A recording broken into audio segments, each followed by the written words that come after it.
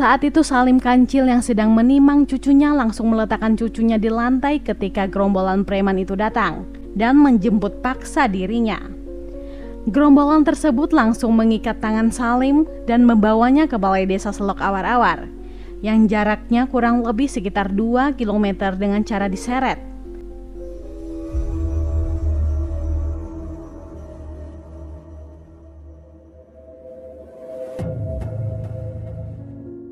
Hai semuanya, Assalamualaikum warahmatullahi wabarakatuh. Kembali lagi di YouTube channel saya Lembaran Cerita. Semoga kabar kalian sehat selalu dan pastinya diberi kebahagiaan dalam menjalani hidup. Di video kali ini saya akan membahas tentang sebuah kasus yang terjadi di Indonesia, tepatnya di Lumajang, Jawa Timur. Nah, seperti apa kasusnya? Yuk langsung kita bahas. Kita kenalan dulu dengan seorang pria yang bernama Salim Kancil. Lahir pada 22 April 1969 di Lumajang, Jawa Timur. Ia merupakan warga desa Selok Awar-Awar, Kecamatan Pesirian, Kabupaten Lumajang, Jawa Timur. Untuk menghidupi keluarganya sehari-hari, ia bekerja sebagai petani yang sekaligus pemilik lahan di sekitar lokasi penambangan di pesisir pantai selatan Watu Pecak. Semua kejadian ini bermula ketika suatu hari Salim Kancil mendapati 8 petak lahan tanahnya tiba-tiba hancur akibat tambang pasir ilegal. Saat itu Salim Kancil menduga jika penambangan pasir ilegal tersebut dikelola oleh tim 12 yang merupakan mantan tim kampanye Kepala Desa Selok Awar-Awar. Tim 12 sendiri adalah usaha tambang pasir ilegal yang didirikan dan diketuai oleh seorang pria berusia 66 tahun bernama Mat Desir.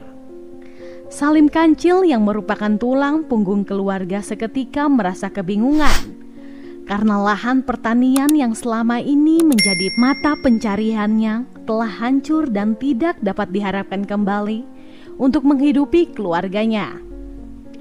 Penghasilan Salim Kancil pun semakin lama semakin menyusut, sehingga ia kemudian memutuskan untuk beralih profesi sebagai nelayan. Namun ternyata penghasilan sebagai nelayan juga tidak mampu menutupi semua kebutuhannya, sehingga ia akhirnya memutuskan untuk menentang kegiatan penambangan pasir ilegal.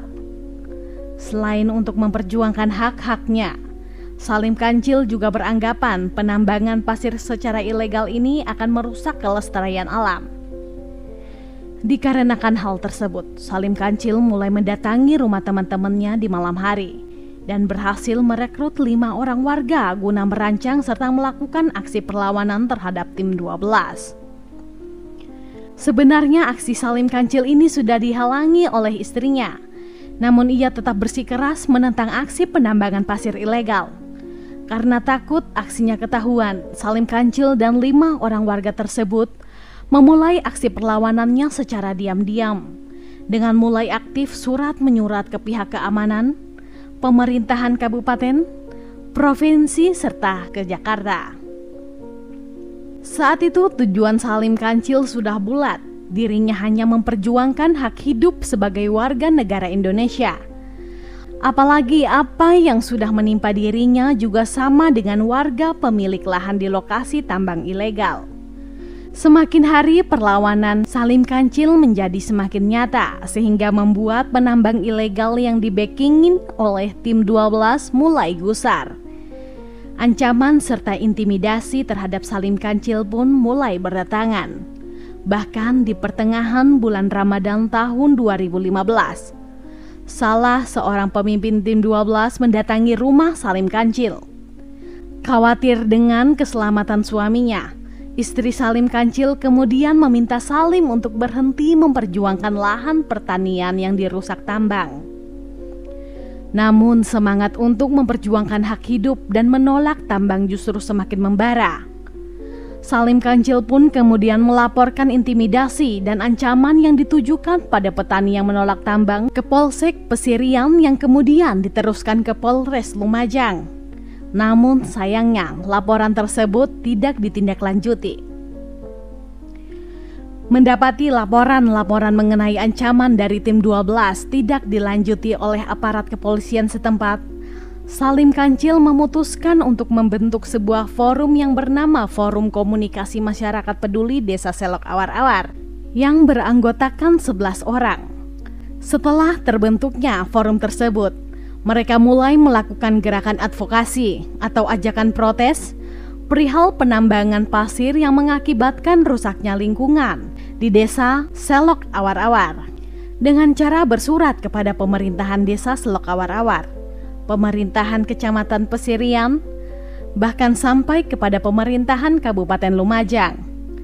Namun karena tidak ada tanggapan dari aparat pemerintahan setempat, pada bulan Juni 2015 forum tersebut kemudian menyurati Bupati Lumajang yang saat itu menjabat untuk meminta tanggapan tentang penolakan tambang pasir ilegal. Namun, lagi-lagi usaha tersebut tidak berbuah hasil. Pada 9 September 2015, forum melakukan aksi damai dengan cara memberhentikan aktivitas penambangan pasir dan truk muatan pasir di Balai Desa Selok Awar-Awar, yang akhirnya menghasilkan surat pernyataan dari Kepala Desa Selok Awar-Awar untuk memberhentikan penambangan pasir. Tapi sayangnya, di hari yang sama pula Salim Kancil dan 11 orang anggota forum yang menolak aktivitas penambangan pasir ilegal tersebut mendapati ancaman pembunuhan yang diduga kuat berasal dari tim 12. Keesokan harinya, Salim Kancil serta 11 anggota forum lainnya melaporkan ancaman tersebut ke Polres Lumajang. Dan kebetulan, laporan tersebut ternyata diterima langsung oleh Kasat Reskrim Polres Lumajang. Kali ini usaha mereka mendapatkan respon baik dari Polres Lumajang, karena saat itu Polres Lumajang berjanji akan merespon laporan tersebut. Pada 25 September 2015, forum mengadakan koordinasi dan konsolidasi dengan masyarakat luas tentang rencana aksi demo besar-besaran penolakan tambang pasir karena aktivitas penambangan tetap berlangsung. Aksi ini direncanakan akan digelar pada 26 September 2015 pukul 7.30 pagi hari. Keesokan harinya, atau tepatnya pada hari yang telah ditentukan, yaitu 26 September 2015 sekitar jam 7 pagi. Tosan yang merupakan salah satu anggota forum tersebut menyebarkan brosur di depan rumahnya bersama imam. Sekitar 30 menit kemudian, sekelompok preman berjumlah sekitar 40 orang mendatangi Tosan menggunakan sepeda motor dan mengeroyoknya menggunakan kayu, batu, serta celurit. Saat itu Tosan sempat mencoba untuk lari dengan menggunakan sepeda. Namun sayangnya gerombolan tersebut tetap berhasil mengejarnya. Ketika sampai di lapangan Persil, Tosan terjatuh dan kembali dianiaya menggunakan pentungan kayu, pacul, batu, dan celurit. Bahkan Tosan sempat dilindas dengan menggunakan sepeda motor. Tidak lama setelah pengeroyokan tersebut, Ridwan dan Imam datang untuk melerai. Seketika itu juga para preman yang mengeroyok Tosan langsung berhenti dan kabur dari lokasi. Ridwan dan Imam pun kemudian membawa Tosan ke RSUD Lumajang untuk mendapatkan perawatan lebih lanjut. Nah, setelah menganiaya Tosan, para preman tersebut kemudian menuju ke rumah Salim Kancil. Saat itu Salim Kancil yang sedang menimang cucunya langsung meletakkan cucunya di lantai ketika gerombolan preman itu datang dan menjemput paksa dirinya. Gerombolan tersebut langsung mengikat tangan Salim dan membawanya ke Balai Desa Selok Awar-Awar yang jaraknya kurang lebih sekitar 2 km dengan cara diseret. Selain diseret, Salim Kancil juga dipukuli dan disetrum. Kejadian itu sendiri terjadi kurang lebih 30 menit. Mendapati Salim masih dalam kondisi yang baik-baik saja, gerombolan preman tersebut semakin menjadi-jadi. Mereka kemudian menyeret Salim ke sebuah lahan pemakaman. Setelah itu mereka kembali mengeroyok dan menganiaya Salim menggunakan kayu, batu, dan celurit. Dan pada akhirnya Salim Kancil pun meninggal dunia di tempat setelah dihujani pukulan batu di kepala dalam posisi tertelungkup dengan tangan yang terikat. Bagian tubuh, terutama bagian kepala Salim, penuh dengan luka benda tumpul. Saat ditemukan di sekitar tubuh Salim terdapat banyak sekali batu dan kayu berserakan yang diduga kuat sebagai senjata penganiayaan. Setelah kejadian naas itu terjadi, banyak sekali gerakan-gerakan solidaritas yang mengatasnamakan keadilan untuk Salim Kancil. Hal ini dilakukan melalui petisi, gerakan massa, penyebaran poster, serta brosur di berbagai media yang menuntut keadilan bagi Salim Kancil. Ridwan dan Imam yang melihat langsung kejadian tersebut menyebutkan ada 19 nama yang terlibat langsung dalam pengeroyokan Salim dan Tosan. Pihak kepolisian dari Polres Lumajang yang menangani kasus ini pun segera mengamankan 22 orang yang diduga kuat terlibat dalam kasus ini. Dari 22 orang itu, 20 secara resmi menjadi tersangka, sedangkan sisanya merupakan anak di bawah umur. Di dalam proses interogasinya sendiri, akhirnya diketahui jika tim 12 serta semua anggota preman yang melakukan aksi pengeroyokan serta penganiayaan tersebut didalangi oleh 2 orang, yakni Mat Desir dan Haryono, yang merupakan kepala desa dari desa Selok Awar-Awar. Pihak kepolisian pun terus melakukan pengembangan terhadap kasus tersebut dan menangkap 15 orang lagi yang diduga kuat sebagai para pelaku pengeroyokan tersebut. Sehingga total pelaku yang ditangkap dalam kasus ini berjumlah 35 orang.